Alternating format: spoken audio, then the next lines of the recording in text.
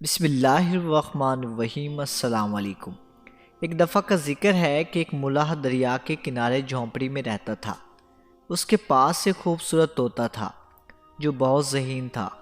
وہ نہ صرف خوبصورت تھا بلکہ اس سے اس کی پریشانیوں کا حل بھی بتاتا تھا۔ اس کی شہرت دور دور تک پھیلی ہوئی تھی۔ ملاح طوطے سے بہت محبت کرتا اور اکثر اسے اپنے پاس رکھتا تھا۔ ایک دن ملاح کا دل مچھلی کھانے کو چاہا تو اس نے مچھلی جال لگا دیا۔ تھوڑی دیر کے بعد اس نے جال کھینچا تو اس جال میں ایک سنہری مچھلی آ گئی۔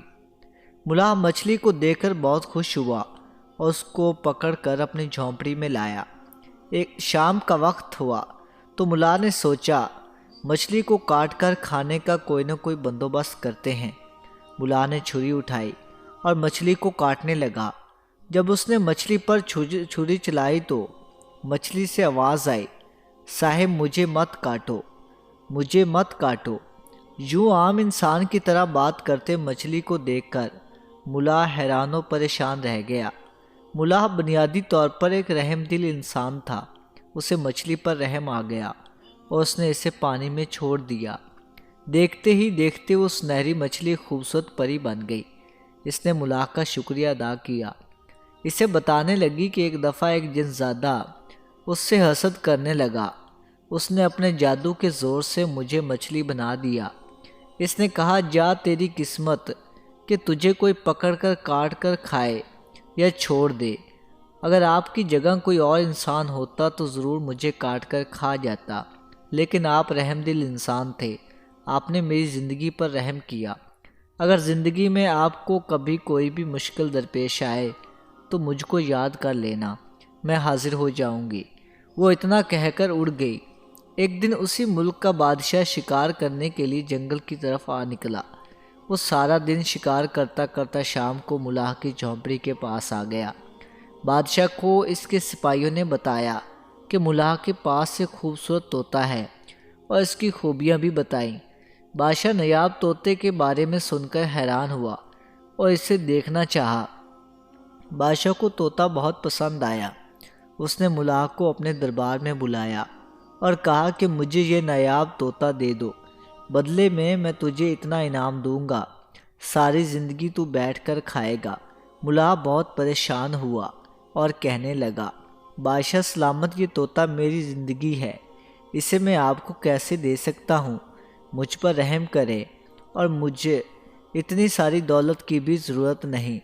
جب ملاح نہ مانا تو بادشاہ نے کہا کہ میری ایک شرط ہے، اگر تم نے اسے پورا کیا تو طوطا تمہارا، اور اگر تم نے اسے پورا نہ کیا تو طوطا میرا۔ تمہیں اس کے لیے میرے 2 سوالوں کے جواب دینا ہوں گے۔ اگر تو نے میرے 2 سوالوں کا جواب نہ دیا تو میں طوطا تم سے لے لوں گا اور بدلے میں تجھے انعام بھی دوں گا، جس سے تم اور تمہاری نسلیں بیٹھ کر کھا سکیں گی۔ ملاح نے پوچھا وہ 2 سوال کون سے ہیں؟ بادشاہ نے کہا، پہلا سوال یہ کہ وہ کون سی چیز ہے جو ایک دوسرے کے پیچھے لگی ہوئی ہے، اور میرا دوسرا سوال یہ ہے کہ وہ کون سی چیز ہے جو پہلے 4 پھر 2 اور پھر 3 ہو جاتی ہیں۔ بادشاہ نے ملاح کو 1 ہفتے کا ٹائم دیا۔ ملاح بادشاہ کے یہ سوال سن کر واپس گھر آ گیا اور پریشان رہنے لگا۔ وہ سارا دن انہی سوالوں کے بارے میں سوچتا، لیکن اس سے انہیں کوئی جواب نہیں مل رہا تھا۔ ایک دن طوطا نے دیکھا کہ مالک بہت پریشان ہے۔ اس نے مالک سے پوچھا، آخر کیا ماجرا ہے؟ آپ کافی دنوں سے پریشان نظر آ رہے ہیں، مجھے بتائیں، میں آپ کی پریشانی کا حل بتاؤں گا۔ ملاح نے طوطے کو ساری بات بتا دی اور کہا کہ کل آخری دن ہے، اگر کل میں نے سوالوں کا جواب نہیں دیا تو بادشاہ مجھے تم سے ہمیشہ کے لیے چھین لے گا۔ طوطا کافی دیر سوچتا رہا۔ اچانک اسے سنہری مچھلی والا واقعہ یاد آیا۔ اس نے کہا کیوں نہ ہو کہ وہ اس نیک دل پری سے رہنمائی لیں۔ ملاح کے ذہن میں جیسے ہی پری کا خیال آیا تو وہ حاضر ہو گئی۔ ملاح نے پری کو سارا واقعہ سنایا اور بادشاہ کے دونوں سوال بھی کہے۔ پری نے فوری طور پر ملاح کو بادشاہ کے دونوں سوالوں کا جواب دے دیا۔ ملاح نے پری کا شکریہ ادا کیا اور رات کو آرام سے سو گیا۔ صبح بادشاہ کے سپاہی ملا کو لینے کے لیے جھونپڑی میں آ گئے۔ ملا سپاہیوں کے ساتھ دربار میں حاضر ہو گیا۔ بادشاہ نے سوچا ملا کو سوالوں کے جواب نہیں آئیں گے اور وہ اپنا طوطا میرے حوالے کر دے گا۔ بادشاہ نے پوچھا میرے سوالوں کے جواب لے آئے ہو؟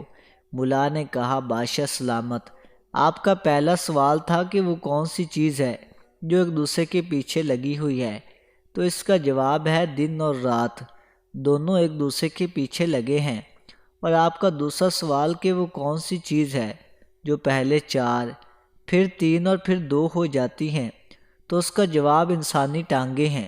پہلے انسان جب چھوٹا بچہ ہوتا ہے تو 2 ہاتھ اور 2 ٹانگوں پر چلتا ہے اور یہ 4 ہو جاتے ہیں، اور جب یہ بڑا ہوتا ہے تو یہ 2 ٹانگوں پر چلنا شروع کر دیتا ہے، اور جب یہ بوڑھا ہوتا ہے تو 2 ٹانگوں کے ساتھ ایک بیساکھی کی ضرورت پڑتی ہے۔